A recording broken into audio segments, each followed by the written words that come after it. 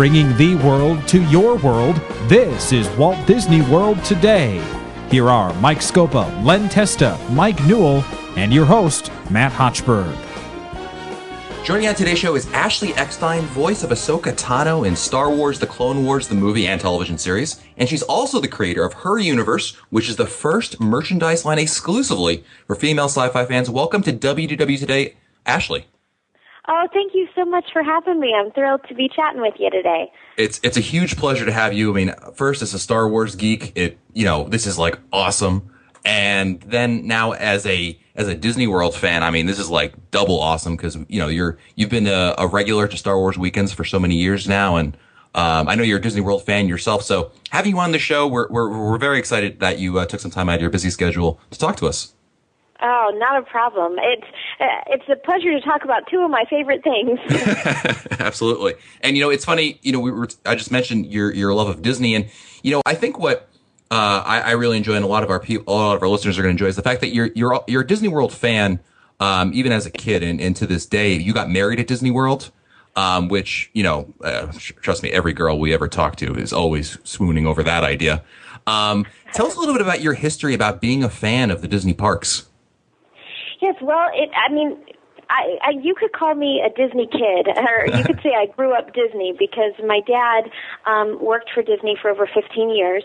My family actually moved to Orlando when I was 2 years old, and that's when he started working for Disney World. And so my earliest memories revolve around Disney. Because my father, the type of pass he had, we were able to go as a family for free, anytime we wanted. And so my parents really took advantage of that, and we just really took advantage of everything that Disney had to offer for families. And so, I remember going to Hollywood Studios the week that it opened. So now to be going back, and actually my very first job when I was 16 was for Disney at Hollywood Studios. So now to be going back as a host and as a designer and for Star Wars is really just a dream come true. That's awesome. What was your job at the studios? I worked actually as a dancer in one of the parades. I was a cheerleader in the Hercules parade. And also I worked in the restaurants. I did a variety of things. So Zero to Hero is just ingrained in your brain still to this day, right? Yes, I actually still remember the dance. Now, of course, you've been attending Star Wars weekends for many years, and you've been a host now as well. You were a host last year for the event. Can you take us a little bit into the whole Star Wars weekends event schedule? Tell us, first of all, how did you get involved in Star Wars weekends? I know that you're, as I mentioned at the top of the show, you're the voice of Ahsoka Tano in Star Wars: The Clone Wars. But how does it work for you to get invited to Star Wars weekends? Someone's be like, hey, I think Ashley likes Disney. Let's invite her. I mean, how does that work exactly? Well, actually, I was honored that Disney and Lucasfilm asked me the first year to come and host the show because that was the first year that they did Star Wars: The Clone Wars Behind the Force, which was a behind-the-scenes look at our show. So they were looking for somebody involved in the Clone Wars, and everyone at Lucasfilm knows that I am a Disney nut. I don't keep that a secret. I love Disney. I'm always talking about it. My husband's family still lives here. I'm also a huge Alice in Wonderland fan, and I talk about it all the time. So when they had this opportunity to invite somebody from the Clone Wars down to host, and being the fact that I'm from Orlando, they were so gracious to give me the offer and say, well, we kind of knew that you liked Disney and Star Wars, so we thought this would be a good opportunity for you. So that's kind of how it started, because there was nobody else that really had that connection with both worlds. And now, it's just grown, and now we have James Arnold Taylor, the voice of Obi-Wan Kenobi. He's going to be the other host of the weekend. He's going to be there the whole month. It's really just grown, and I'm just very thankful that the Star Wars fans and kind of Lucasfilm has embraced the Clone Wars like they have. Yeah, absolutely. I mean, you guys do a great job year after year, and I got a chance to check out your Behind the Force show in 2009, and then last year you were the host for all 4 weekends, and you're returning again this year. Take us a little bit into like your typical day at Star Wars weekends. I mean, what's it like? You know, you've got your shows you're doing your autograph sessions. And of course, this year you've got something new coming up. We're gonna talk a little bit about that in a little bit. Your whole Her Universe merchandise line.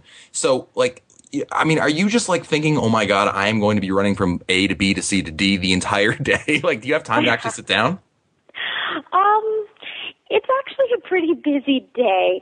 There's not too much time to sit down, but that's okay because you don't think about it when you're at Disney. It's so much fun, and it's just so much fun to meet everybody and all the fans. I've gotten to know so many of the fans, so I see the same people, and that's really fun. And also all of our cast members. It's just kind of like one big reunion of everybody, and so the time really flies by. But we do 2 shows a day of Behind the Force. So you can definitely you have a good shot of checking one of those 2 out.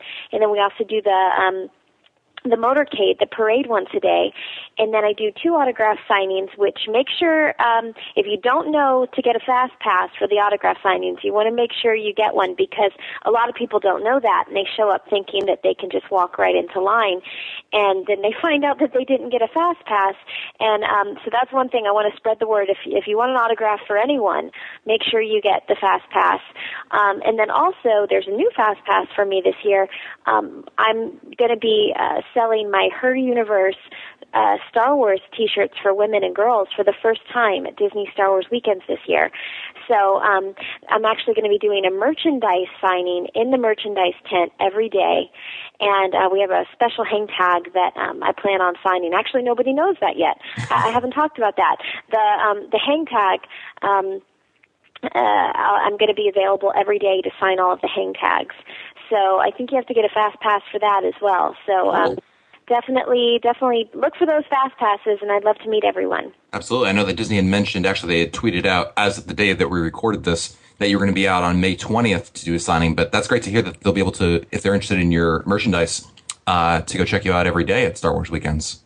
Yes. Now, in terms of meeting guests, I can only imagine the type of conversations that must come up. So what's the most common question you get when you're doing the typical meet and greet sessions at Star Wars Weekends?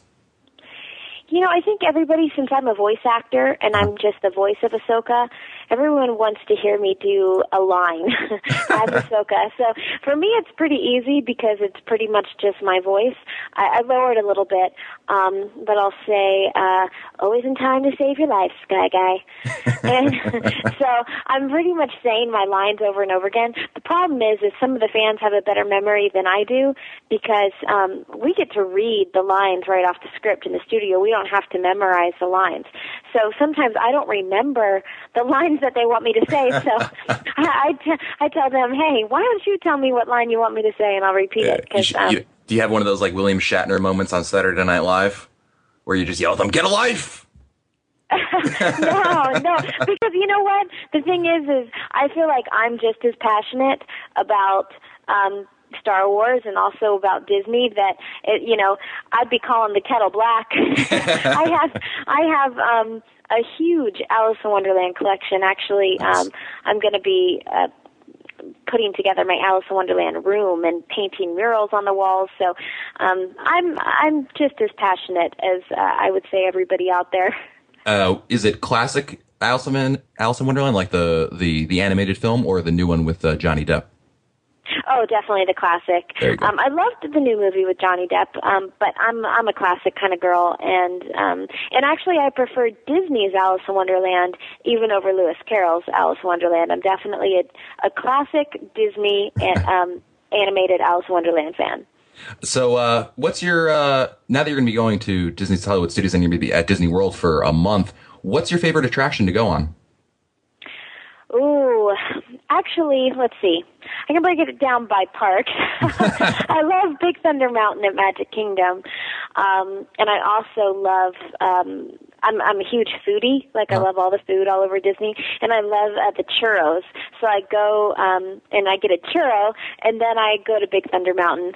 Or I also probably my favorite thing at Disney is to go to Epcot and go around the World Showcase. I love all of the countries. So I loved that as a kid. Oddly enough, I actually preferred to go and just walk around the countries and fill out my passport as a kid. That was my favorite thing to do at Disney. And then, at Hollywood Studios, I love Rock and Roller Coaster, but I really love the new Toy Story ride. That's a lot of fun. That's kind of a new thing. I used to love the Honey, I Shrunk the Kids Playground the most. I loved it, but now that I'm kind of I'm kind of grown and I can't navigate through the tunnels as well. I love Rock and Roller Coaster and the Toy Story ride. So those are some of my favorites, but geez, I could go on and on about all of my favorite things to do at Disney. Absolutely. And, getting a little bit back to the Star Wars stuff, and you mentioned this a little bit, and I think it's really true. What I think as fans, Ashley, what we really enjoy about you, I mean, obviously you're a very talented actress. You've got, you got the Her Universe stuff going, and that's great and all. But what we really like, I think, to me at least, is that you're passionate about it. You actually like it. Like, Star Wars isn't just another job for you. Like, you're not like, okay, this is nice. What's my next role that I'm doing? Like, you get it. You understand that, like, Star Wars is more than a movie, or in your case, a television show. It's, it's something for a lot of people that they have so much passion for and they love so much. And you understand that. And you understand it, and you almost live it to an extent, because you invested in this Her Universe, which, this is a great segue to talk about, because Her Universe is a clothing line that you started for just women. And it's a market that's interesting because, Lucasfilm had to have been aware that there's been a female fan base for years, but for whatever reason, they haven't really marketed directly to women until now, until you started your Her Universe clothing line. Why do you think that is? Wow. Well, okay. There's a lot of answers there. Let me break it down. Well, Lucasfilm, They definitely were aware of their female audience, but they didn't quite know the best way to reach out to them. And I actually give Lucasfilm a lot of credit because they really were the first company that decided to reach out to their female fans. Other companies have reached out to the younger fans, young girls, but I think it was Marvel did was it Marvel? Yeah, Marvel did a young female line. Okay, cool. For girls, I think like 7 to 14. But Lucasfilm was the first company that reached out to their women fans, their female fans. And I really have to give them credit because nobody else wanted to do that. And honestly, a lot of people kind of laughed at me and told me, oh, no, female fans are not going to buy merchandise. They're just happy with the guy's shirt. That, they're not going to buy enough merchandise. And to me, the numbers weren't adding up because close to half of all Star Wars fans are women, and 85% of all consumer purchases are made by women. Right. So women are the ones that are doing the buying, and close to half of all Star Wars fans are women. So it wasn't adding up to me. It's like, well, no, I think they will buy the merchandise if you just make it for them. And I was actually, I've always been a Star Wars fan, but I was a fan when I was a little girl, and then, as I went through school and got into acting, I lost track of it a bit. And so as I came back into the franchise with the Clone Wars, I couldn't believe that nobody was catering to the female fans, and selfishly, I wanted the merchandise myself. So I said, I met so many amazing women, and I thought somebody has to be the voice for these women. Somebody has to let the female fans' voices be heard. And so, really, I just want to be, the voice for these women that just live and breathe Star Wars, and in the past nobody was paying attention to them. So we have a long way to go. We have a big stereotype to break down, but I feel like we've made a lot of progress, and I have to thank Disney as well for carrying the merchandise, because in the past it's mostly been geared towards the men and the boys, and now the wives and sisters and daughters and they have something to buy that's made specifically for them when they come into the park.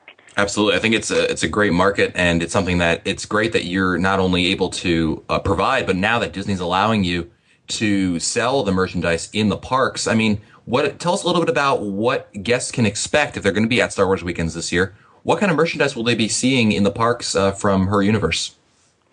Well, we're going to have 5 different shirts, and we're actually debuting 2 new designs for her universe that we're going to debut at Disney. And there was a bit of confusion about those. They will eventually be available on our website and at conventions this summer, but they're going to be exclusive to Disney here in the beginning at Star Wars weekends. So I'm really excited about those. We have a great new Yoda shirt, and then we have a really cool Skywalker, not really even Skywalker, but a Star Wars collage T-shirt I'm really excited about. And then we have one of our top sellers. It's our Padme Nuevo shirt.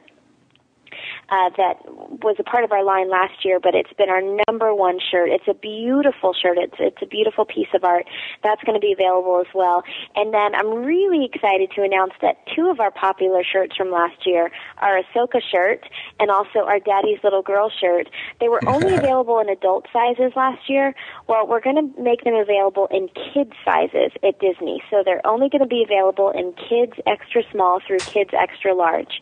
And I'm really excited about that because in the past there were no shirts just for the little girls. The little girls had to buy either the unisex shirts for Star Wars or a boys shirt. And this year I'm really excited that there's going to be shirts for the little girls as well.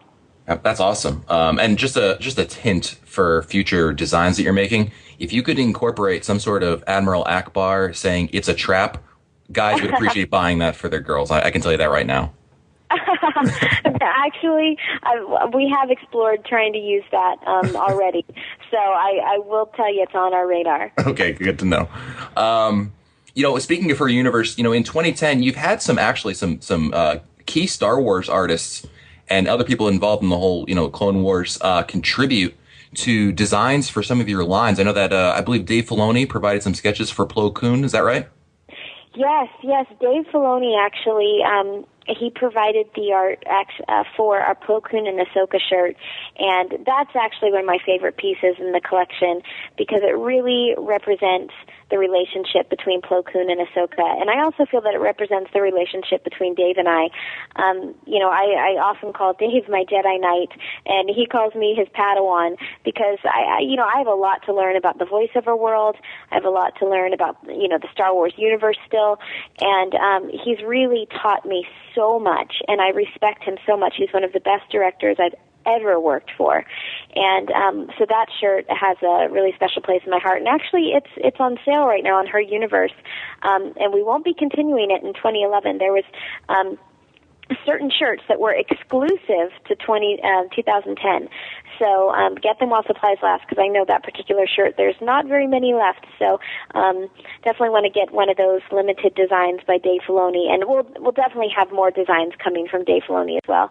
And then we also worked with Kat Staggs and Katie Cook, who are 2 female Star Wars artists that are very well known in the Star Wars community and so talented. And Katie's shirt is actually the Daddy's Little Girl shirt that'll be carried at Disney. Oh, nice. And speaking of the Clone Wars, your character, Ahsoka Tano, has had such a interesting story arc from the inception of the series till, through season 3 here. What do you think of your character's story arc so far and how Ahsoka has developed?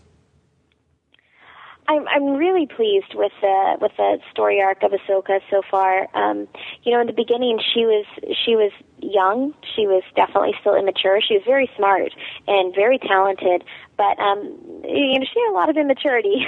She was very green, as people would call her, and I know people were annoyed at first with her snippy comments, and the fact that she was more of a snippy sidekick rather than one of the gang. But I actually really liked that fact because she wasn't perfect, and she did have a long way to go, and that's what I liked about it, because if when she started out in the beginning, if she was perfect, it would be boring to watch her grow if she really started out how people wanted her. And now I just encourage fans from the beginning. I said, just be patient with her and watch her grow, and I really feel like she's headed in the right direction. She's really grown up a lot. We saw a lot of growth and a lot of maturity in Ahsoka in season 3. And I really feel like now, finally, she is one of the gang. She's less of the snippy sidekick. She's earned the respect of Anakin and Obi-Wan and the others. And I just really look forward to seeing what happens with her from here, because I think she's grown up a lot, and she's really earn people's respect, and now the question is, what happens to her, because she's not in episode 3. So I actually don't know what happens to her. Sure. I really don't. I really don't. And at times I don't even think it's been decided, because we're just in season 4. So so I don't know. Trust me. Your guess is as good as mine. It was funny. I remember when Revenge of the Sith came out, or was about to come out, and they were interviewing Samuel L. Jackson, who's Mace Windu, and he wouldn't reveal how we all know that his character was gonna die, right? But they asked him in an interview. They said, how do you want your, do you have any requests for how your character to die? And all he asked was he doesn't want his character to be shot in the back or something cheap. Do you have any wishes for how you could see Ahsoka going out?